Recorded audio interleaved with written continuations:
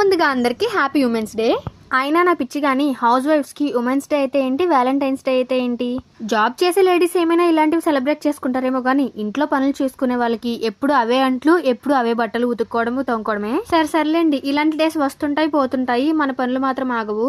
ఈ రోజు ఎప్పట్లాగానే సండే వచ్చింది, పైగా ఉమెన్స్ డే వచ్చింది, అంతే కదా అనుకుంటారు. కానీ నాలాంటి క్రికెట్ లవర్స్ మాత్రం T20 ఫైనల్ మ్యాచ్ కోసం ఎంత వెయిట్ చేస్తున్నారో.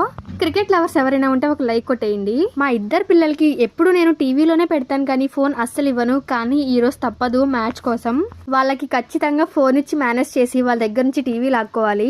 పిల్లలకి టీవీ వదిలేసి నువ్వు ఫోన్ లో చూసుకోవచ్చు కదా అనుకోవచ్చు. మ్యాచ్ ని ఫోన్ లో చూస్తే ఏం కిక్ ఉంటుందండి, టీవీలో చూస్తేనే బాగుంటుంది. దట్టు ఫైనల్ మ్యాచ్ కదా. మ్యాచ్ చూడడానికి నాకు ఒక డ్రీమ్ ఉంది. ఒక మంచి రిసార్ట్ లో పెద్ద స్క్రీన్ మీద హస్బెండ్ తో మ్యాచ్ చూస్తూ చిల్ అవ్వాలని నా డ్రీమ్ ఎప్పటికి నెరవేరుతుందో.